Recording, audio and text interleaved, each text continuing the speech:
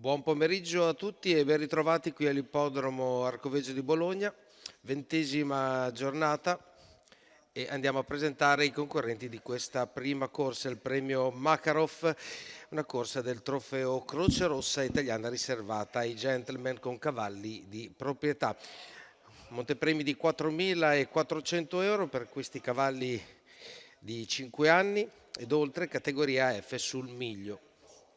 Con il numero 1 abbiamo Epica Daghi, interpretata da Ghirardini, col 2 Disneyman Manzone, col 3 Empirio Tortorici, con il 4 Blue Light Miniero, con il 5 Folgore Fi, ritirato il numero 5 Folgore Fi, e con il numero 6 troviamo quindi a chiudere la prima fila Dori the Moon con Raffaele Scarpa. Seconda fila per Drago Nero Fi e Bosia, con il numero 8 Enjoy con Braidic e col numero 9 Dursamore SM con Leanza, per completare gli 8 concorrenti di questa prima corsa riservata appunto ai gentleman.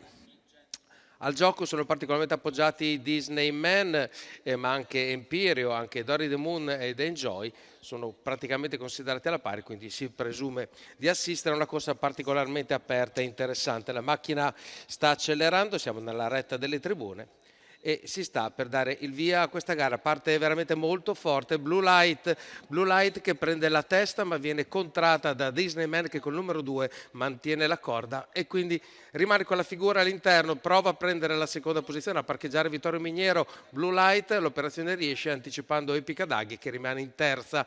Quindi andiamo subito ai 200 metri con un parziale di 15,6, quindi un po' di strappo ma niente di particolare. Quando arriva veramente fortissimo dall'esterno il primo attacco che mette in difficoltà il leader, che è Enjoy, che prova a prendere la posizione, ci riesce, 14,4 per la retta delle scuderie. È stato uno strappo importante ma molto determinato, e quindi Mauro Braidic riesce a prendere la leadership della corsa. E quando arriviamo ai 600 metri che vengono percorsi dalla truppa in 44,7, quindi lo strappo importante è quello della retta delle scuderie, che ora ha messo in prima posizione Enjoy, che precede il numero 2 di Disneyman, mentre all'esterno incomincia a farsi presente Empirio. Quando passiamo davanti alle tribune, 15,5 in rallentamento questo parziale, questi 200 metri davanti alle tribune.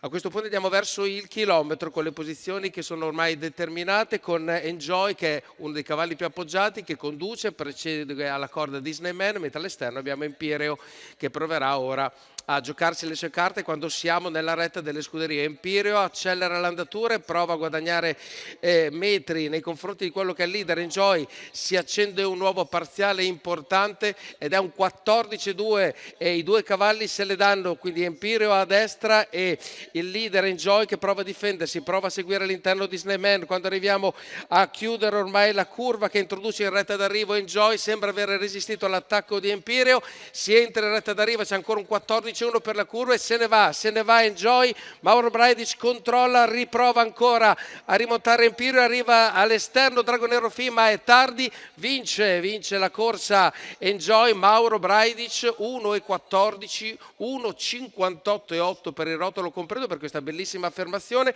Uno strappo dopo i primi 200 metri che l'ha messo davanti a tutti e ha mantenuto la posizione. Questo cavallo appunto interpretato da Mauro Braidic per Paolo Romanelli, questo castrone di 6 anni, figlio di Osis B e Robin Hall, che si aggiudica la prima corsa dall'Arcoveggio.